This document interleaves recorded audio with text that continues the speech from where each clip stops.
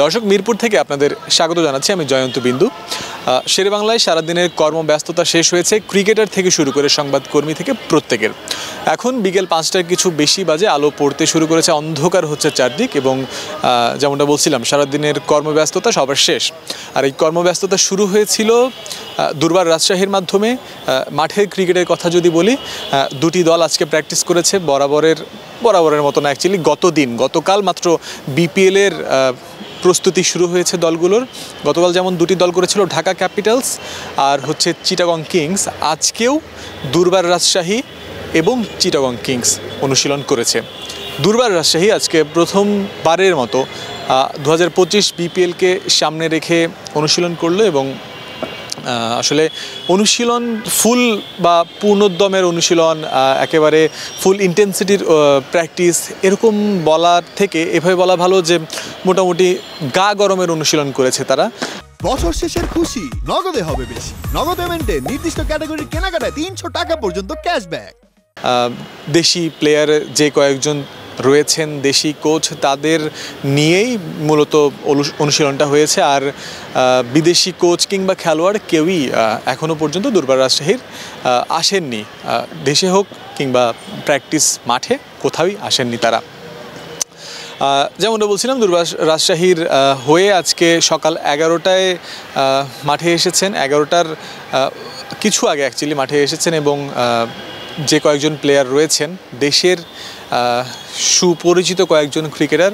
সবার প্রথমে তাসকিন আহমেদের কথা বলতে হয়। তাসকিন, এনামুল হক বিজয়, তারপরে সাব্বির হোসেন, জিশান আলম, এই কয়েকজন ক্রিকেটার যাদের নাম আপনারা প্রত্যেকেই জানেন, চেনেন, তারা আজকে এসেছিলেন। তারপরে এই দলটাতেই রয়েছেন আকবর আলী, সানজামুল ইসলাম। তো সব মিলে যে স্কোয়াডটা গড়েছে দেশি ক্রিকেটারদের নিয়ে, তাদের মধ্যে অধিকাংশ প্লেয়ার আজকে ছিলেন। আর তারা আজকে অনুশীলন করেছেন বাংলাদেশের সাবেক ব্যাটসম্যান মেহরাব হোসেন অপির তত্ত্বাবধানে। তাদের হেড কোচের নাম ইজাজ আহমেদ, পাকিস্তানের সাবেক ক্রিকেটার, 1992 বিশ্বকাপ জয়ী ক্রিকেটার তিনি। তবে এখনও এই কোচ, পাকিস্তানি কোচ এখনও দেশে আসেননি, বাংলাদেশে আসেননি, যে কারণে আজকে নিজেদের প্র্যাকটিস কিটে যে অনুশীলনটা তারা সেরেছেন ওই দেশি কোচ আর দেশি ক্রিকেটার নিয়েই সারতে হয়েছে। আর অনুশীলন শেষে আকবর আলী, দুর্বার রাজশাহীর প্রতিনিধি, তিনি এসেছিলেন সংবাদ মাধ্যমের সামনে কথা বলার জন্য। এবং কাগজে কলমের যে ব্যাপারটা আসলে বলতে হয়, রাজশাহী কতটা শক্তিশালী হয়েছে সেটা নিয়ে একটা প্রশ্নের জায়গা উত্থাপন হয়েছে। দুর্বার রাজশাহী কাগজে কলমে বা মাঠের ক্রিকেটে কেমন অসামঞ্জস্যতা আছে, পার্থক্য রয়েছে, সেই বিষয়গুলো নিয়ে প্রশ্ন করা হয়েছিল আকবরকে। আকবর যদিও বলেছেন স্বপ্ন বড় দেখতে হবে। কাগজে কলমে আপনি যেমনই থাকুন না কেন, একটা দল টি-20 ক্রিকেটে কেমন খেলবে সেটা নির্দিষ্ট দিনে মাঠের মধ্যেই নির্ধারিত হবে দলের প্লেয়ারদের সম্মিলিত পারফরম্যান্সের মাধ্যমে। তো সেই ক্ষেত্রে আসলে বলতে হয় আকবর এই প্রত্যাশা ব্যক্ত করেছেন যে এমনও হয়ে যেতে পারে তার দল চ্যাম্পিয়ন হয়ে গেছে এবং এটা ওই মাঠের ক্রিকেটে খেলোয়াড়রা করে দেখাতে পারলেই সেটা সম্ভব। আর এর আগে, এই কথার আগে আকবর আরও একটা প্রশ্ন তাকে আসলে তার কাছে জানতে চাওয়া হয়েছিল যে দুর্বার রাজশাহীর ক্যাপ্টেন কে হচ্ছেন, কারণ ক্যাপ্টেন্সি ম্যাটেরিয়াল বেশ কয়েকজন ক্রিকেটার এই দলে রয়েছেন। আকবর নিজে, এছাড়া তাসকিন আহমেদ, এনামুল হক বিজয়, প্রত্যেকেই ক্যাপ্টেন্সি করার মতো কেপেবল। তো শেষ পর্যন্ত ম্যানেজমেন্ট কাকে ক্যাপ্টেন্সি দেবে। আকবর নিজে ক্যাপ্টেন্সি করতে ইন্টারেস্টেড কিনা এই কথা যখন আকবরকে জিজ্ঞেস করা হয়েছে, তিনি এর পজিটিভ রিপ্লাই করেছেন, বলেছেন যদি ম্যানেজমেন্ট তাকে ক্যাপ্টেন্সির জন্য ভাবে তাহলে কেন নয়, করতে তার সমস্যা নেই, তিনি এটা ভেবে দেখবেন। তো এই গেল দুর্বার রাজশাহীর অধ্যায়টা। এরপর বিকাল 3টা থেকে, আজকে শুক্রবার বিকাল 3টা থেকে চিটাগং কিংসের অনুশীলন ছিল দ্বিতীয় দিনের মতো। তাদের হেড কোচ শন টেইট আগেই বাংলাদেশে চলে এসেছেন এবং শন টেইটের অধীনে দলের ক্রিকেটার যারা রয়েছেন, মূলত শুরু করতে হয় পেসারদের নাম দিয়ে, শরীফুল ইসলাম, খালেদ আহমেদ, মারুফ মৃধা, আল ইসলাম, পারভেজ হোসেন, শেখ পারভেজ জীবন, সব মিলে বেশ শক্তিশালী একটা দল গড়েছে চিটাগং কিংস। তারাও আজকে একই রকমভাবে অনুশীলন চালিয়েছে, যদিও বিদেশি ক্রিকেটার কেউই এখনও পর্যন্ত আসেনি।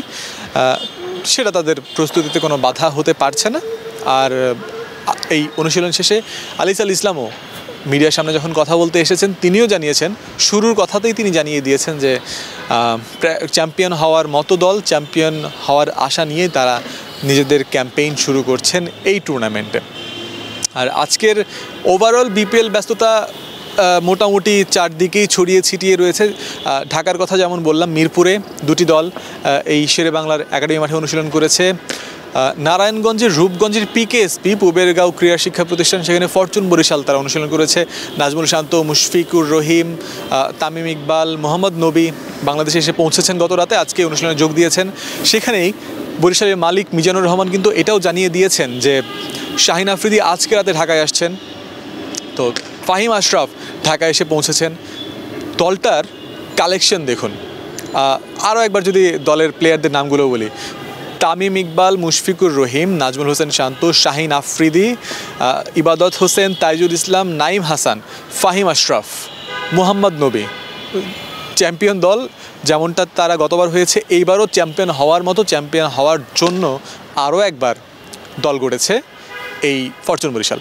পিকেএসপির কথা বলছিলাম, আরও একটা দল রংপুর রাইডার্স, তারা কিন্তু নিজেদের মাঠ বসুন্ধরা কিংস অ্যারেনা যেটা, সেখানে অনুশীলন করেছে আজকে।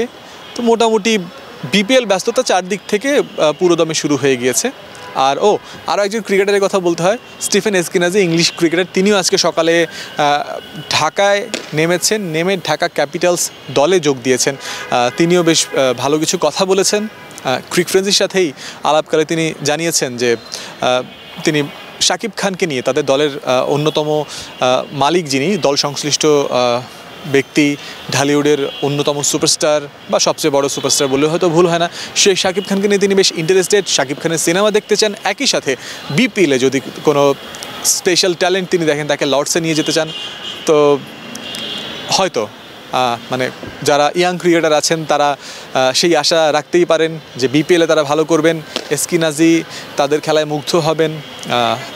যেমনটা তিনি কথা দিয়েছেন, আশা প্রকাশ করেছেন, সেভাবে লর্ডসে নিয়ে সেখানে হয়তো অন্যান্য আরও অনেক কার্যক্রম হয়তো চলমান থাকবে। তো সব মিলে এই কর্মমুখর ব্যস্ততা সম্পন্ন একটা দিন শেষ হলো, এবং যেটা আসলে গতকাল শুরু হয়েছে, আজকে মাত্র দ্বিতীয় দিন বিপিএলের মাঠের পর্বের। আগামীকালও বেশ কয়েকটা দল অনুশীলন করবে, মিরপুরেও বরাবরের মতো একাধিক দল অনুশীলন করবে। এবং যা কিছু আপডেট আছে, ঢাকা হোক, সিলেট ভেন্যু হোক, চট্টগ্রাম ভেন্যু হোক, সব জায়গা থেকেই সব কিছু আপনাদেরকে ক্রিক ফ্রেন্সিতে জানানো হবে। ক্রিক ফ্রেন্সি দেখতে চোখ রাখুন। আমি জয়ন্ত বিন্দু শেরেবাংলা স্টেডিয়াম থেকে সাইন অফ করছি।